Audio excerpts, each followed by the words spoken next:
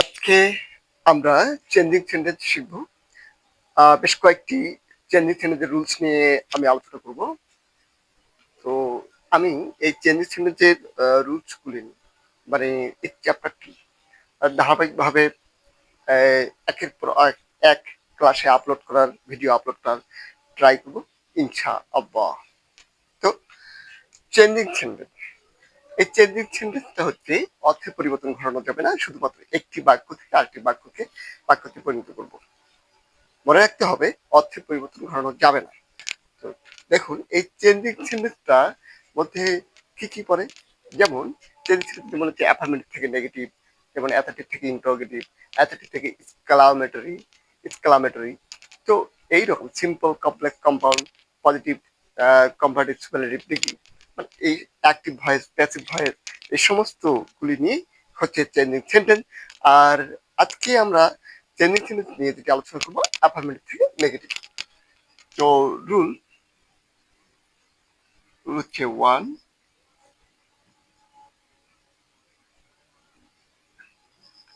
Affirmative. অ্যাফার্মেটিভে হচ্ছে only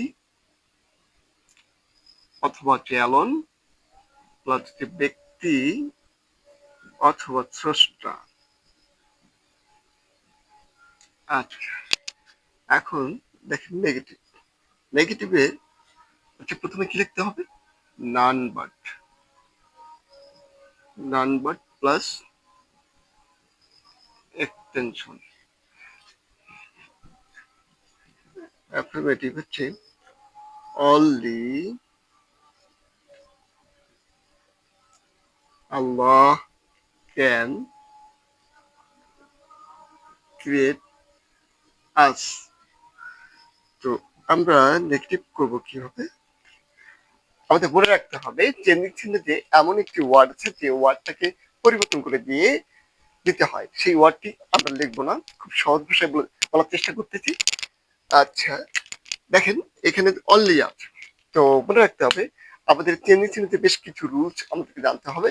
তার মধ্যে হচ্ছে অনলি অথবা অ্যালোন, এটি হচ্ছে রুল নাম্বার 1। যদি কোনো সেন্টেন্সে অনলি অথবা অ্যালোন থাকে এবং সেই সাথে ব্যক্তি অথবা স্রষ্টা, অনলি অথবা অ্যালোন থাকতে হবে এবং সেই সাথে ব্যক্তি অথবা স্রষ্টাও থাকতে হবে। দুইটার যে কোনো একটি থাকবে, অনলি অথবা অ্যালোন থাকতে হবে। মনে রাখতে হবে দুটি শর্ত, অনলি অথবা অ্যালোন থাকতে হবে, আরেকটি ব্যক্তি অথবা স্রষ্টা থাকতে হবে। যদি এরকম থাকে তখন আমরা রুল নাম্বার 1 ফলো করব। সেই অনলি অথবা অ্যালোন প্লাস ব্যক্তি অথবা স্রষ্টা থাকলে আমরা নেগেটিভ করার সময় সেন্টেন্সের শুরুতেই নান বাট লিখব। আচ্ছা, তাহলে তাহলে দেখো এই যে এইখানে হচ্ছে অনলি আছে, অনলি আল্লাহ ক্যান ক্রিয়েট আস। পরীক্ষায় তোমাকে এক্সামে এইভাবে বলা থাকবে যে নেগেটিভ। এখন নেগেটিভ করো।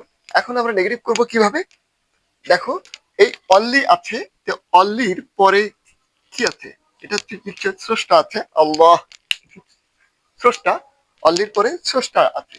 যদি অনলির পরে স্রষ্টা থাকে তাহলে আমরা কি করবো, রুল নাম্বার 1 নেগেটিভ করার সময় নান বাট লিখবো। তখন এই অনলিটা উঠায় দিয়া আমরা কি লিখবো, নান বাটটা বাক্যের শুরুতেই লিখবো, নান বাট। কার পরিবর্তে, অনলি অথবা অ্যালোন। এখানে অনলি আছে এবং সেই সাথে স্রষ্টা আছে, তাহলে আমরা অনলিটা উঠায় দিয়ে কি লিখবো, নান বাট। লেখার পর বাকি যা অংশ এক্সটেনশন, বাকি যা আছে তাই লিখবো। বাকি কি আছে, Allah can, Allah can create আস। আরেকটি এক্সাম্পল দিচ্ছি, যেমন হচ্ছে অ্যাফার্মেটিভ হচ্ছে only he can do that work.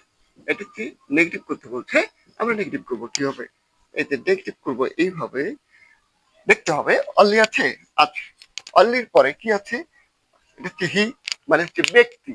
Only আছে, অনলির পরে হি হচ্ছে ব্যক্তি, তাহলে আমরা অনলিটা উঠে দেবো।